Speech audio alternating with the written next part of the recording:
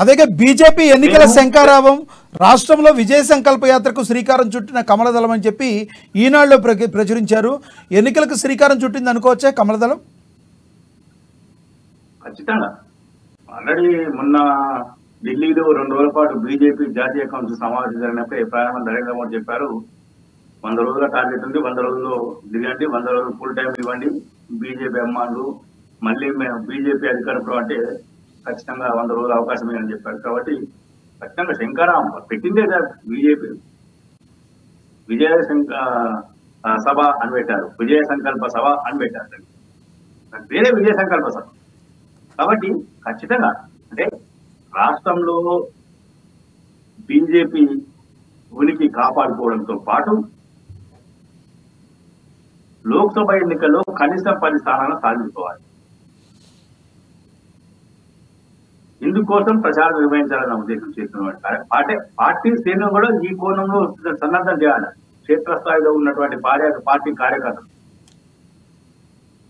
వాళ్ళకంటే మోడీ 10 ఏళ్ల సంక్షేమ పథకాలతో పాటు దేశంలో వచ్చిన విప్లవాత్మకమైన మార్పు,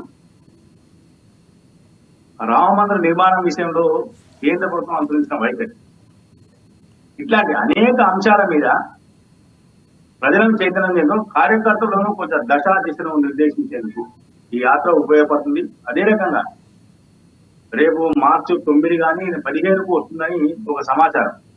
అంటే 15 అంటే కనీసం నెల రోజులు లేదు. ఈ యాత్ర ముగించి కొంత శ్రేణుల్లో జోషు, అంటే యాత్ర నిర్వహించిన రోజు జోష్ పెరుగుతుంది. ఈ జోష్ పెరిగి జోష్ తగ్గకుండా ఉండాలి. కార్యకర్తలు ఏదైతే బీజేపీ అనే జోష్ ఉంటుందో ఆ జోష్ తగ్గకుండా ఉండాలంటే ఎలక్షన్ రాబోతుంది. కాబట్టి ఇప్పుడే సరైన సమయంలో సరైన నిర్ణయం తీసుకున్న పార్టీ ఒకేసారి, అంటే గతంలో బండి సంజయ్ నిర్వహించగా పాదయాత్రను ఒక ప్రాంతం నుంచి మరో ప్రాంతం కనుక సమయం పట్టే అవుతుంది. ఏకకాలంలో 5 చోట్ల నుంచి 5 రథయాత్రలు, 17 లోక్సభ స్థానాల్లో 5 క్లస్టర్గా చేసినటువంటి బీజేపీ ఆ 5 క్లస్టర్ల నుంచి రథయాత్రను ప్రారంభించింది. దీంట్లో కేంద్ర మంత్రులు పాల్గొన్నారు, రాష్ట్ర నాయకులు పాల్గొన్నారు, జాతీయ నాయకులు పాల్గొన్నారు. అంటే ఇది ఖచ్చితంగా ఎన్నికల శంఖారావం ఊదినట్టే బీజేపీ. వాళ్ళు కూడా చెప్పారు, ఎస్ ఎన్నికల శంఖారావం ఊదామని చెప్పారు. కాబట్టి నేను కిషన్ రెడ్డి చేసిన ప్రసంగాలు కానీ, లక్ష్మణ్ చేసినటువంటి ప్రసంగాలు కానీ, మిగతా నాయకులు రాష్ట్రంలోని రాష్ట్ర నాయకులు, జాతీయ నాయకులు చేసిన ప్రసంగాలు గమనిస్తే ఇటు కాంగ్రెస్ అటు బీఆర్ఎస్ ఇద్దరిని విమర్శిస్తూ వాళ్ళు ముందుకెళ్ళారు. బీఆర్ఎస్ అవినీతికి పాల్పడింది, పాలన అస్తవ్యస్తం చేసిందని ఆరోపించినటువంటి రాష్ట్ర నాయకులు రాష్ట్రంలో కాంగ్రెస్ విషయంలో